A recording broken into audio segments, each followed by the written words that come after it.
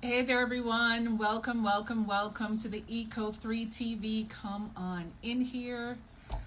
So, it is no secret that production companies, and that's event production companies, consume large quantities of papers running live events. So, they will create the document, create the plan, the floor plan, the itinerary, the run of show, and then they will print it out and distribute it to all the vendors. So the AV person will get that. Of course, the keynote speaker will get that. The person who is the MC will get that. The DJ will get that. Sometimes the CEOs of the company may want to have one as well.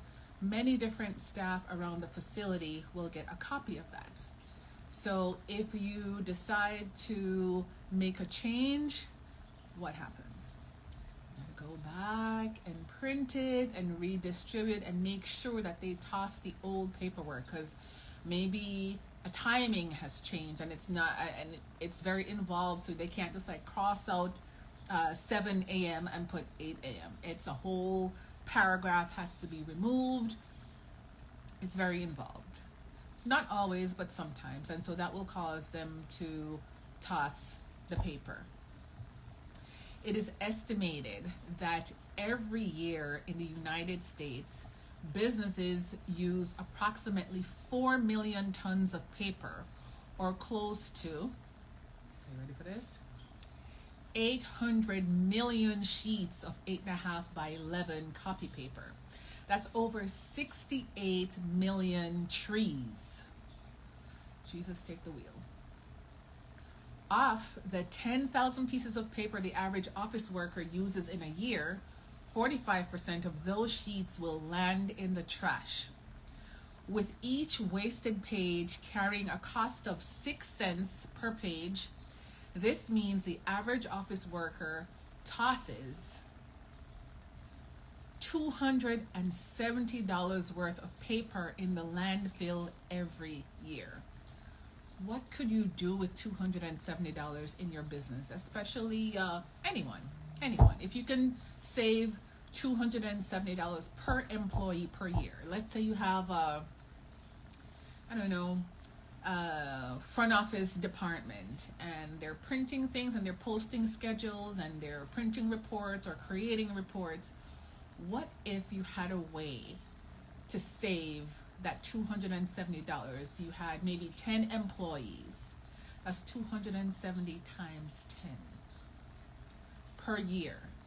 And let's say you've been in business for the past 10 years. That's just compounded of more money that you could have been saving if you had chosen a different path. And that's just the wasted paper. A study by Xerox, and Xerox is the company that created some form of copy machine, to the point where they got so good at it. I'm not sure if they were first to market, but people call the act of copying paper to Xerox. Go Xerox this paper for me. Go Xerox this report for me.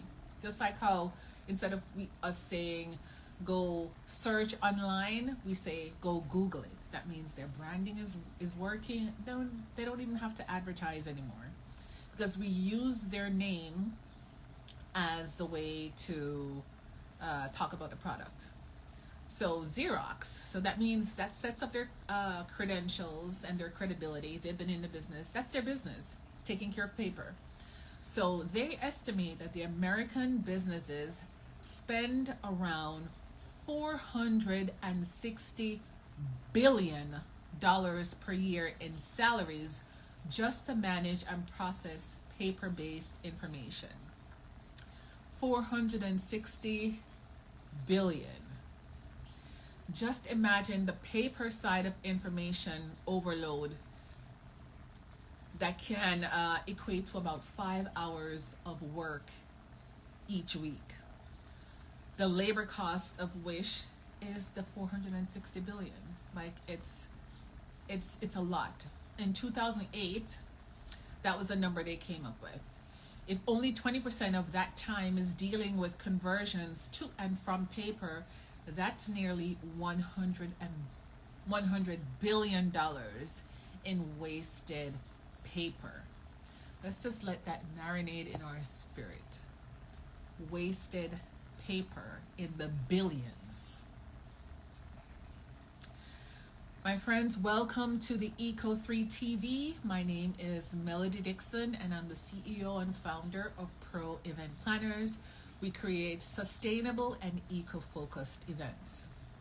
I work with forward-thinking companies who already employ sustainability practices in their business, and they want to elevate that to include their events, or there are companies who want to get into sustainability and being eco-focused and intentional about the way they run their business and have events. I hold their hands through the process. So if they have an event already on the books and most of the planning is done, they need to get it judged or rehabbed into becoming eco-focused, they call me. I jump in and look at what's already in play and tweak and replace and recommend ways that can make the event eco-focused so that their carbon footprint will be reduced. I also work with companies who, if they're interested in becoming sustainable and they want to bring that to the event side, I work as a consultant for them, hold their hands through the process, help them set up different things, train people on what to look for, how to manage certain things. And what that equates to is the company saving money and the company looking like they are citizens of the world who are intentional, and they pull like-minded companies to do business with them. So lower the footprint on the environment, increase the revenue by connecting with other like-minded people. Because there are companies out there who will only work with other sustainable, eco-focused companies because that's their vision for the world. So that's what I do. So today we are going to talk about going paperless. And I kind of organize this journey of sustainability in a trackable way or a teachable way so that all those on Instagram and LinkedIn and Twitter or wherever else can follow the the breadcrumbs as to what is sustainability, how it works, and how I can get involved. So I shared my why. Why did I pivot my business to become sustainable and eco-focused? Well, I already love that lifestyle, that eco-focused lifestyle, that sustainable lifestyle. My wedding 12 years ago. Hey, Faith! My wedding 12 years ago, my invitations were made on recycled paper and they were seeded. So after you received the invitation, you attended the wedding, had a great time, you could take the invitations home and plant it and grow wildflowers. And I chose wildflowers as the seeds for my wedding invitation so that they'll attract bees. So wherever you are, you plant those, they grow, they bring the bees, and the bees pollinate things, and they just help nature in general. The second live was about what is sustainability. And sustainability is a thought process or a way to manage how you're living now. That doesn't mean reducing your lifestyle or not living an expansive lifestyle. It's the opposite. You live a very big, loud, fun life, but you do that intentionally so that the people in the future can enjoy the same natural benefits that you do today. They can go outside, breathe the air, walk in the grass barefoot, eat fruit from the trees without fearing that the items are polluted or corrupted in any way. So that's what sustainability is. You live responsibly today so that you can leave some or take care of the future of your grandkids. your nieces and nephews and future generation that you don't even know. The things you do today will impact them. So I have today, I'm sharing with you 3 ways to become paperless. And paper is one of the largest ways that we waste in the world. And I have some stats here.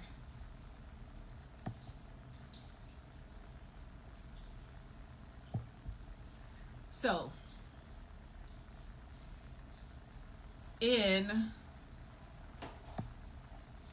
yes to paperless, right, Faith? Yes, so I'm going to post those stats later. I'll do that. So all the stats I gave you before showcases the amount of waste that we use in the billions of dollars. It like 68 million trees a year is wasted on paper. That is 800 million sheets of 8.5 by 11 paper. That's so much waste. So what I'm going to do is to show you 3 quick ways that you can offset your carbon footprint with paper waste. And to offset means you are kind of balancing things out. So you have an event and you print a whole bunch of the programs and the tickets and you send those. How you can balance it on the back end is to do the following things. So the first thing is to use electronic invitations. Evites they're not new, but they're getting more popular because paper invitations are not very efficient. From the save the date to the invitation to the thank you, that whole package thing costs a good $300 and up per 100 guests. That can really add up. A more efficient way is to use evites. That way they won't get lost, it's not pricey, and they won't get ruined. And they will uphold the image of your brand because it's a digital picture inviting you to the event. So that's number 1 way, go evite. The second is to use QR codes. A QR code, meaning a quick response code, that's the definition of QR, is a type of 2-dimensional matrix barcode. And it was invented in 1994 by a Japanese company called Densawave. And the purpose of that was to label automobile parts. Now, fast forward many years, we use it for just about everything. It can be read easily by a digital device. You hold your phone up, turn on the camera, and the square will start to have like a yellow highlight, like 2 brackets in 2 rectangular looking brackets, and you can touch the screen in the middle of that square and it opens up to a website. You can see a program, you can you could do Zelle through a QR code. The information that you need that has the link to where you want to go is stored in the pixels of the QR code, and it's a square format with little picture grids. It's like pixelated, but it's a specific pattern that's connected to the site that you connected to. So I've done events where they had 1 sheet of paper on the table, almost like in an acrylic stand, and for people to get the programs, everyone at the table just puts up their phone and scans it, presses it, it opens up to the program. So you can get programs from that, you can get websites, you can get sign-up sheets, you can get things to download. The QR code is so easy. In fact, Miss Faith, who is on the live now, gave me a glowing review of how using the QR code benefit her business. She was attending a conference, and typically when you're going to a trade show, you have like a ton of business cards or brochures and promotional sheets and sheets to collect email addresses. She brought with her 3 sheets that were scannable. She could collect names and emails. It can open up to whatever her promotion is, and it's just 3 sheets of paper. No extra money on baggage on the airline, hustle and running through the airport with bag and boxes or having things shipped, the expense of that, and then the anxiety of waiting to get to the convention to see if the boxes were delivered and if they were put at your booth, if the right amount of, just so many things you save yourself from by having that QR code. So that was number 2. The third thing is event apps. Now, as an event planner who has used paper in the past, so I know the volume of papers that we use. There's a run of show that has who's going on next, what they're saying. There's a script, especially if there are sponsors involved. You have to say the right words, describe the product correctly, get the person's title. It's all there on the paper. And so whoever goes up, they have to read it. Now, when you have the QR code, it's not uncommon for people to read from their phones, or you can have a screen projecting that, like a teleprompter that has all that information. So the apps can facilitate that. In fact, the apps can do more than that. They have event apps that captures the name and email addresses for you, and then at the end of the trade show, the producers of the show will email the exhibitors the list so that you can prospect and try to get business from that list. You have apps that can have people pre-select booths that they're interested in visiting. So if this is an international business conference and somebody's interested in branding, they can select that on the app, and as they enter the building, the app is activated, and as they're going down the aisles, something will pop up and say, you were interested in branding, you're about to come up on Faith's booth to don't forget to stop by because she has the information that you're looking for. Or if you it's lunchtime and there are many eateries, you can select the kind of food you like, and the app can say go here, go there, versus you having to wander around and read each printed menu. It saves you a lot of time. So those are my Eco 3 ways to save paper.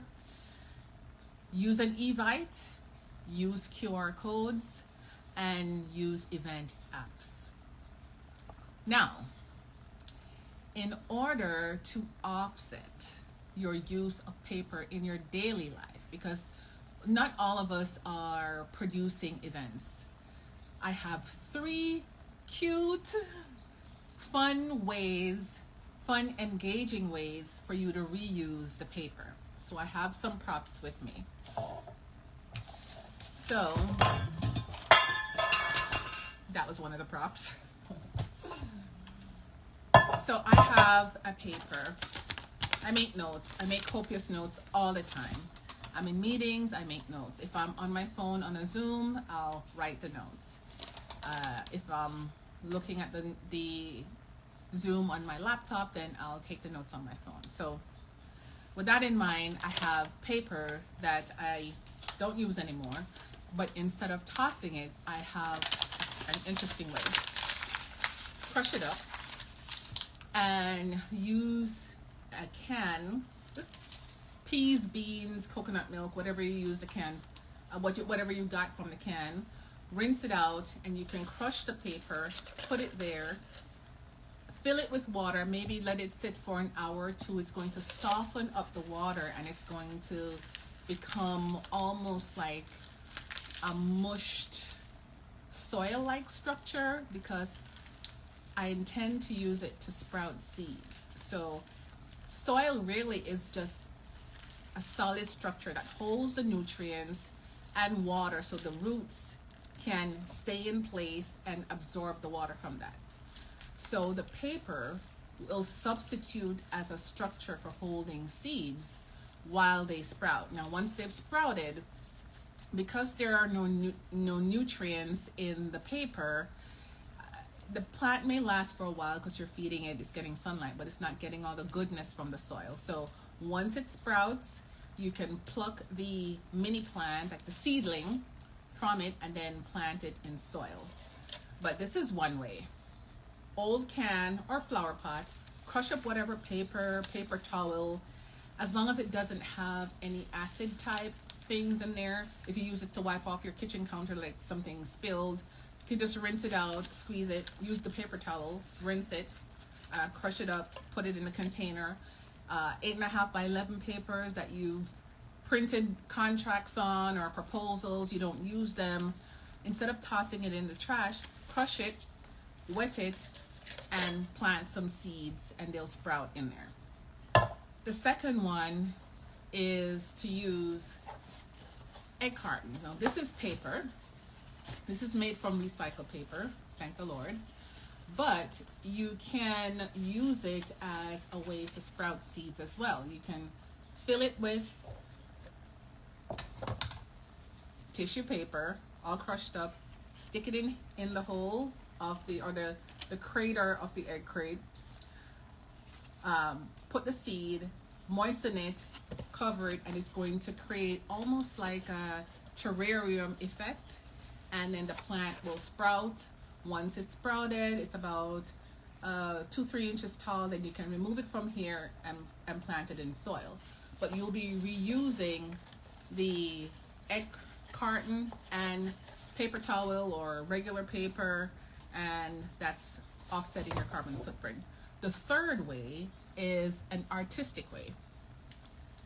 So if you have an empty canvas and you have a creative vibe about you, you can wet the paper towel or soak the 8.5 by 11 paper, soak it in paint, let it sit for a while so it absorbs the paint and becomes soft, and you can spread it on the canvas and it will stay, and you can form it into different things. So here I got this painting. I'm going to use that word loosely because this is a metallic gold. So I got this at Marshall's, and what I did was I glued shells onto it as hair, and I glued some around her waist just to get the Afrocentric vibe. What you can do with this is something similar. Smaller pieces of paper in paint, and you can add embellished features to whatever artwork or make it your own. So those are 3 ways to reuse the paper. Now, if you waste a lot of paper, then for sure we've got to look at the other 3 tips that I gave as far as using the QR and just not do anything with paper in that volume anymore. So post in the comments what way you'll be trying this week to offset your carbon footprint where paper is concerned. Are you going to be using it as a soil structure to sprout seeds? Are you going to be reusing the egg crates, egg cartons to be like a mini nursery for seeds? And the plastic ones work as well. I use both of them. But I mean, I mostly have this. I get this from Trader Joe's. They have it abundantly. And what happens is, because this is paper, if the plant is, if you've kept the plant in the crate for a long while, you could break off one of the little compartments and put the whole thing in the soil. Because it's paper, it's going to break away over time, and what that does, it provides extra structure to the soil. So post in the comment which one of the ways you'll be trying this week. If you are a busy CEO, if you are an entrepreneur and you want to get your your word to the world about your sustainability efforts and you're not sure how to begin with your events in that respect, let's connect. My name is Melody Dixon, and I'm the CEO and founder of Pro Event Planners. We create sustainable and eco-focused events. In the description of this live, I'm going to go ahead and post my email address, and also I'll do a separate post with my QR code from my business so we can connect that way as well, and you'll kind of get the visual. All right. Thank you so much for joining me. Any questions you have, please DM me. Please post it in the comments. This is just a joy to be able to present this to you and to hold your hand through this process. Thank you, and I'll see you next week at 7 on Wednesday.